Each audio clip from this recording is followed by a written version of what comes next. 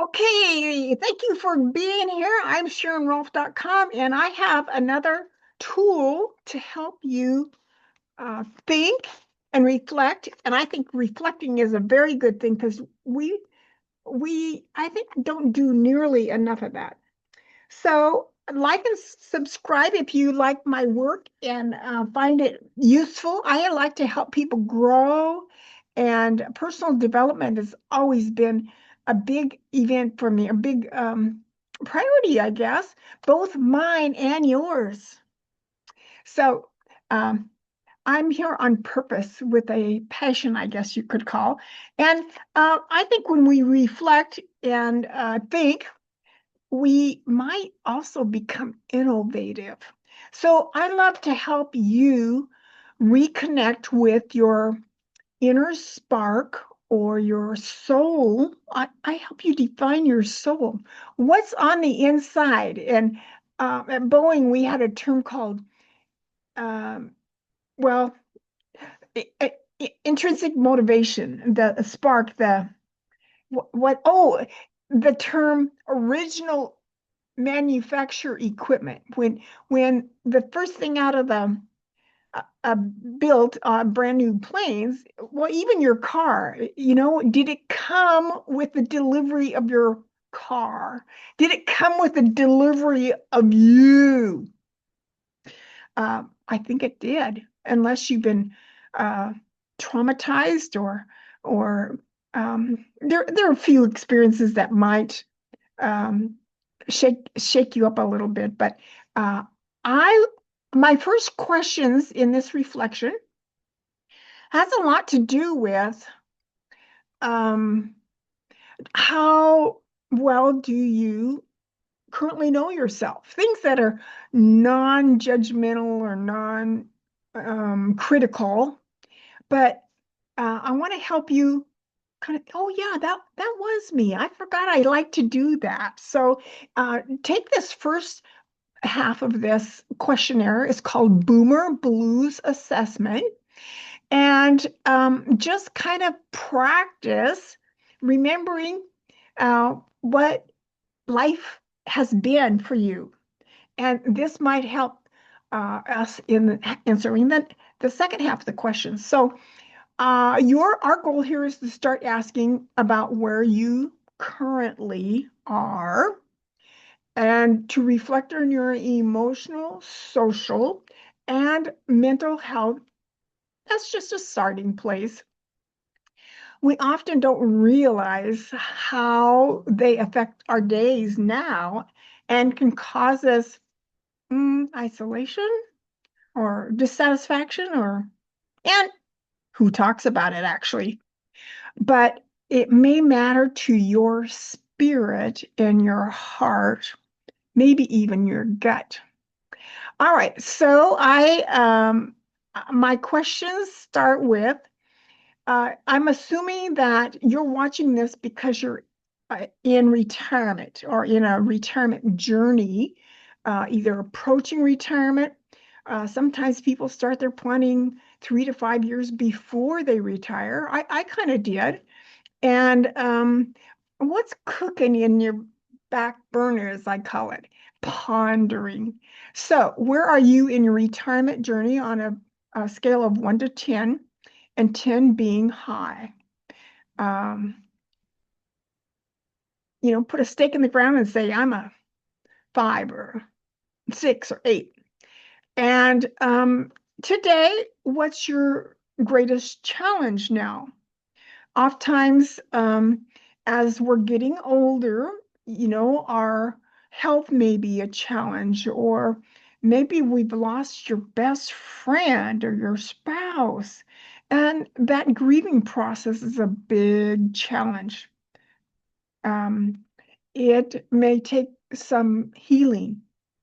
So, there's a number of things that could fit that category, like your finances or caring for your parents.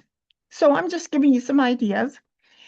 Now, when you're ready to move on, what's a favorite memory from the last 2 or 3 years that warms you inside?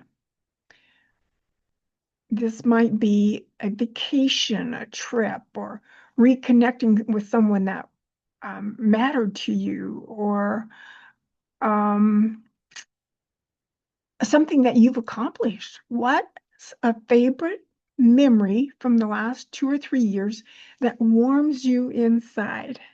It could be an achievement. Um, it could be having some being seen or heard in a way that was new to you. I've been kind of working on that a little bit. All right. Name 3 friends you keep in touch with regularly. This could be, seasonally or weekly or daily. It could be on birthdays or anniversaries, 3 friends you keep in touch with regularly. I kind of uh, wait for others to get in touch with me, and I probably disappoint some of my friends a little bit, but I want to work on that. I've made a new commitment to do more community events on a monthly basis. So that will be easier to answer as we go along. What's your typical day or week like now? Is our next question. And you might reflect here on um, is your calendar pretty empty? Um, is your um, what do they call it? Regular routine, daily, pretty concrete, settled. You live by every day, like walking every day, or singing every day, or taking grandkids to school every day, all kinds of things, or your typical week. Um, so this could be include things like volunteering or church activities that are regular, typical every week. This is probably a little different, but what's your favorite animal? I'm just really impressed at how much cats and dogs help bring so much love and satisfaction and joy and smiling and laughing in our life. And do you have a favorite animal, and what is it? Uh, I don't have a favorite animal per se, but I do when I'm out walking, I often am whistling at the crows. I want them to know I'm here, and I'd like to think I had a friend at Boeing who he fed some crows breadcrumbs every single day, and they knew at 10 o'clock that he would be out there putting breadcrumbs on the fence at the Boeing property. They knew each other. What's your favorite color? Do you have a favorite color? This again is just kind of digging a little bit, prompting you, poking you. That would be a good word. As do you have a favorite color? I learned when I was beginning to quilt that I loved colors. And I remember going to a Valentine's Day party where they asked us to all wear either red or black or white. And it just tickled me how much we were the decoration of the Valentine event. It just kept, I loved it. I loved it. And since then, I've realized that I want lots of color in my life, like the colors of flowers and trees and all that. Um, all right. A couple more of reflecting here. What's your favorite vacation memory? Your favorite vacation memory. I have a snapshot in my mind of when I was in, let's see, where was I? I can remember where I was standing because in my mind, it's like I was behind myself maybe 4 or 5 feet and I was taking a picture looking at the because I'd seen that in my mind in a dream, I guess, And Hong Kong, that's where I was. And there was a little buggy going by with some horses and a few dressed, like a parade type thing that was going on. And I had seen that in my, and that's a memory I love to recall because I have that in a snapshot. Yeah. Name two of your hobbies. Two of your hobbies. Nowadays, I imagine a lot of hobbies might include your favorite YouTube things that you learn with, learning online, or watching movies, or Hulu, or I like to watch Wheel of Fortune every night. But um, my hobbies have kind of have come and gone. And where I used to quilt a lot, I haven't done that for 2, 3 years. And so I'm starting to make myself think about when are we going to get back to that? All right. The next one is, what were you known for as a kid or a teen in school or clubs or sports? Were you known for being the funny guy or the one that made everybody laugh or the shy kid or a great singer or theater kind of person or the teacher's pet as far as that goes? All right. So these are questions that are looking back, mostly memories. Now I want to switch to some core questions that might lead you into needing or wanting to have a coach help you with.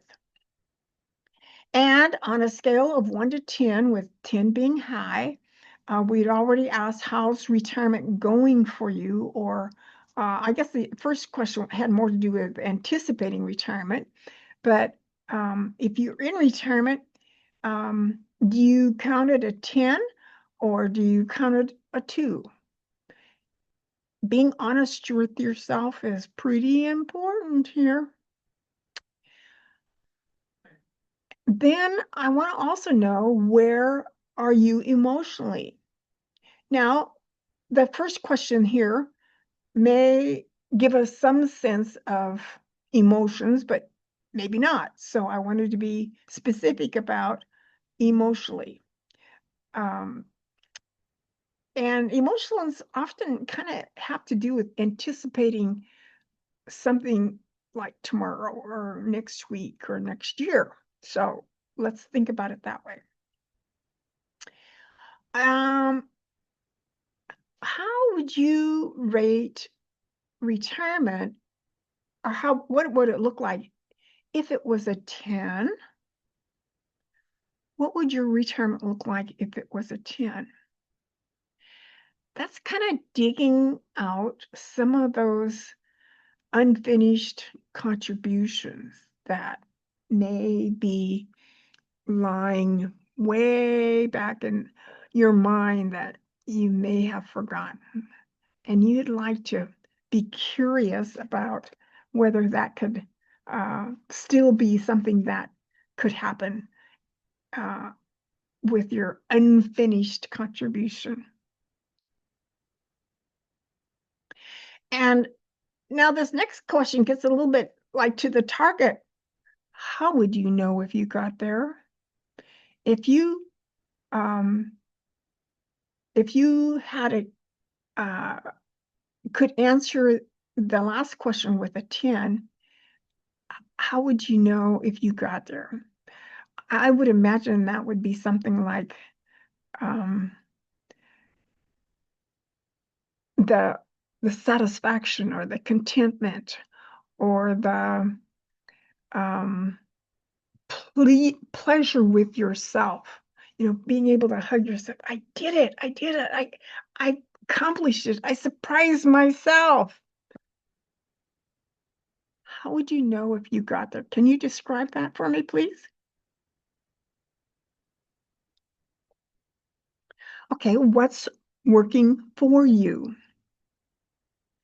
Now that's kind of, today, what's working for you? Maybe volunteering is a good thing in your life, and that's working for you. But opposite of that is the next question, what's not working for you? What's not working for you? Um, I'm surprised at how many people find that they get too busy in retirement because everybody else thinks that now you're uh, available at a beck and call. And one of my tips for not getting off track in retirement is put your stuff on the calendar first. So, what's in your heart to do, what you want, what keeps you steady and um, healthy is what's the priority instead of everybody else's schedule. Learning to say no um, is maybe what's not working for you. Okay, what would it feel like to have a purpose? That is so important to me because I see all the time freedom in retirement as being untapped potential. And I want to help you fix that specifically. And I believe it's tied to knowing yourself, that original equipment that you came with, that we can now align with what matters to you. And often in that process, it's very easy to recognize what your purpose is.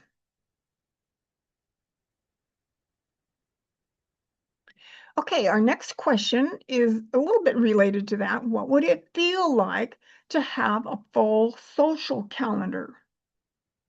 Now, a full social calendar may mean different things to you than it does for me, but having a garden club meeting every week might be just enough social that satisfies you. But maybe having something 5 times a week satisfies you. So you make the call, okay? If your life was 100% meaningful to you, what would it look like? Hmm, meaningful you. That's touches on what matters to you. And have we ever figured that out? What matters to you? Oftentimes, I think this is kind of leads to a little bit of a spiritual question because we might be more inclined to expect that kind of question um, in our prayers or in our listening to the minister encouraging us and empowering us. But I think it's really valuable to ponder that.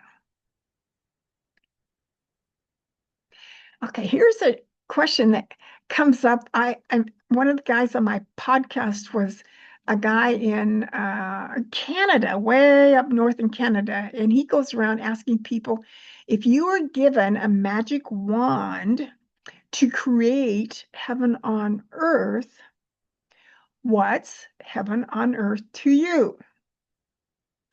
And he has like a three-step process that he asks people about, and he often gets into very interesting conversations with people. And I've asked that a few times when I was driving Lyft and taking people around to their appointments. If you're given a magic wand to create heaven on earth, what's heaven on earth for you? And when I defined my essence or my spark, the first time I shared it, it felt like heaven on earth to me. And I want that for you too. All right, two more questions. Who are you when you are at your best? Now, I asked this at my meetup group and just got blank stares. Nobody knew how to answer this.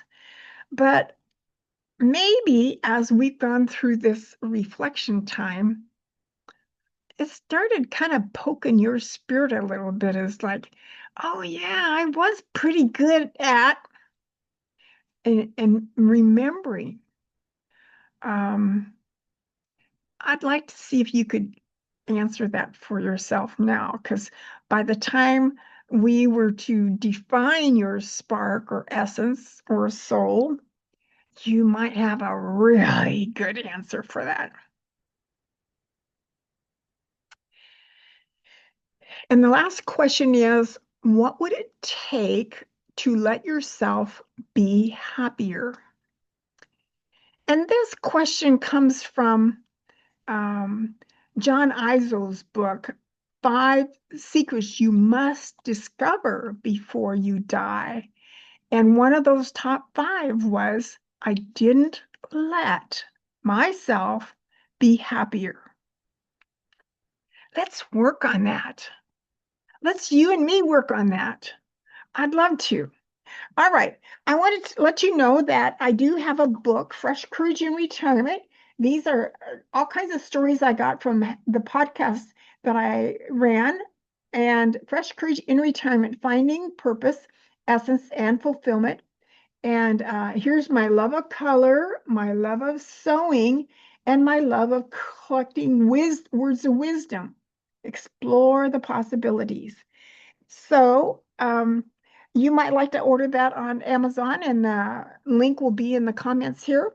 And again, to subscribe and like um, I'm the service I'm providing, and so you can follow me when I've got new things. And I'm going to put out a whole bunch of things here. This is several I've done today already. The next one I'm going to do is on what makes your heart sing. It's something, a resource that will help you dream, and too many of us haven't dreamed for a long time. All right, so I hope you like this little process and help.